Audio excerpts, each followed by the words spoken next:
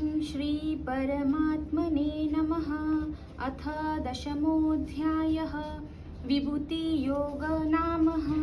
श्रीभगवानुवाच भूय एव महाबाहो शृणु मे परमं वचः यत्तेऽहं प्रीयमाणाय वक्ष्यामि हितकाम्यया।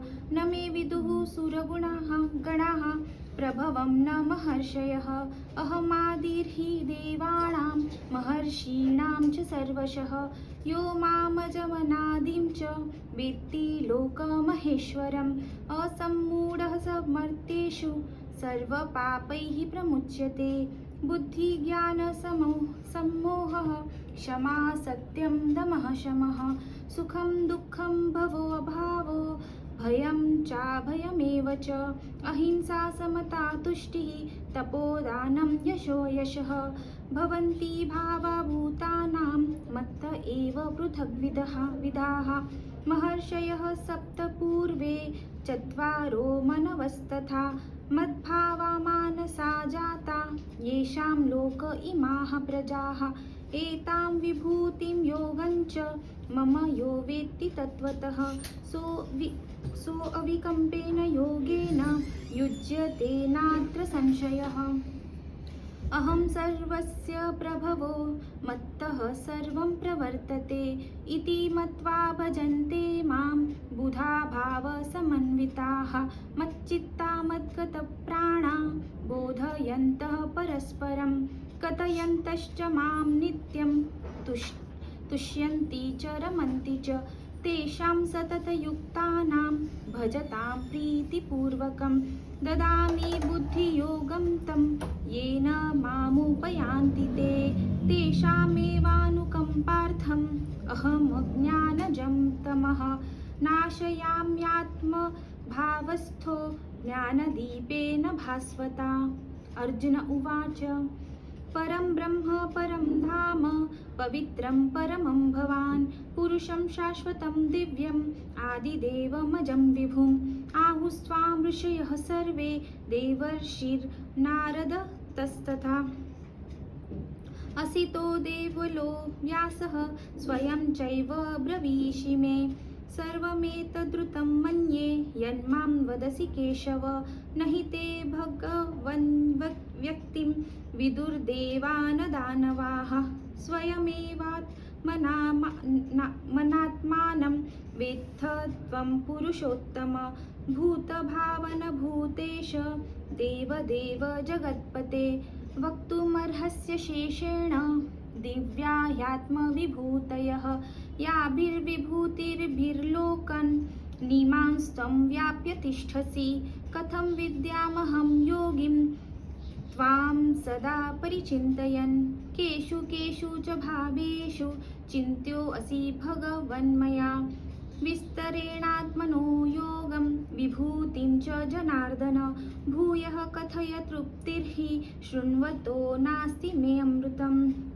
श्रीभगवानुवाच हन्त ते कथयिष्यामि दिव्या ह्यात्मविभूतयः। प्राधान्यतः कुरु श्रेष्ठः नास्त्यन्तो विस्तरस्य मे। अहमात्मा गुडाकेश सर्वभूताशयस्थितः। अहमादिश्च मध्यं च भूतानामन्त एव च। आदित्यानामहं विष्णुः ज्योतिषां रविरंशुमान्। मरीचिर्मरुतामस्मि नक्षत्राणामहं शशी। वेदानां सामवेदोऽस्मि देवानामस्मि वासवः। इन्द्रियाणामनश्चास्मि भूतानामस्मि चेतना। रुद्राणां शङ्करश्चास्मि वित्तेशो यक्षरक्षसां। वसूनां पावकश्चास्मि मेरुः शिखरी नामहं। पुरोधसां च मुख्यं मां विद्धि पार्थ बृहस्पतिं। सेनानीनामहं स्कन्दः सरसामस्मि सागरः। महर्षीणां भृगुरहं गिरामस्मेयमक्षरं। यज्ञानं जपयज्ञोऽस्मि स्थावराणां हिमालयः। अश्वत्थः सर्ववृक्षाणां देवर्षीणां च नारदः। गन्धर्वाणां चित्ररथः सिद्धानां कपिलो मुनिः। उच्चैः श्रवसमश्वानां विद्धि माममृतोद्भवम्। ऐरावतं गजेन्द्राणां नराणां काञ्चनराधिपम् आयुधानामहं वज्रं धेनूनामस्मि कामधुक् प्रजनश्चास्मि कन्दर्पः सर्पाणामस्मि वासुकिः अनन्तश्चास्मि नागानां वरुणो यादसामहं पितॄणामर्यमा चास्मि यमः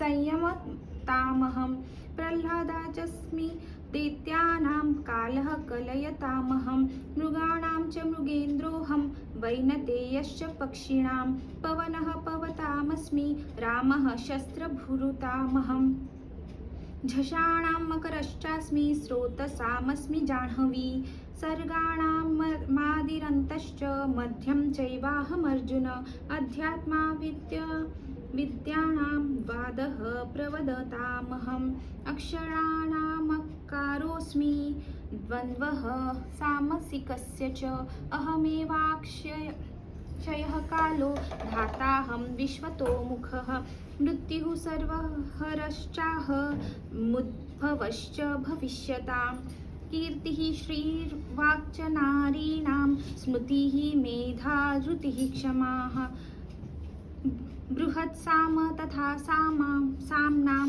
गायत्री छन्दसामहं मासानां मार्गशीर्षोऽहं ऋतूनां कुसुमाकरः द्यूतं छलयतामस्मि तेजस्विनामहं जयोऽस्मि व्यवसायोऽस्मि सत्त्वं सत्त्ववतामहं वृष्णीनां वासुदेवोऽस्मि पाण्डवानां धनञ्जयः मुनीनामप्यहं व्यासः कवीनां मुशना कविः दण्डो दमयतामस्मि नीतिरस्मि जिगीषतां मौनं चैवास्मि गुह्यानां ज्ञानं ज्ञानवतामहं यच्चापि सर्वभूतानां बीजं तदमर्जुन न तदस्ति विना यस्यां मया भूतं चराचरं नान्तोऽस्ति मम दिव्यानां विभूतीनां परन्तप एष तुद्देशतः प्रोक्तो विभूतेर्विस्तरो मया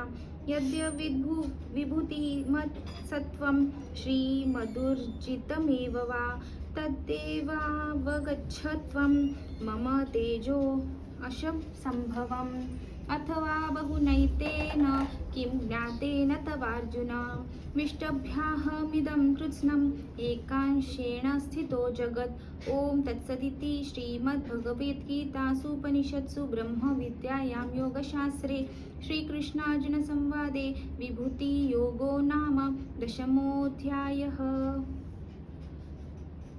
ॐ श्री परमात्मने नमः। अथ एकादशोऽध्यायः। अर्जुन उवाच मदनुग्रह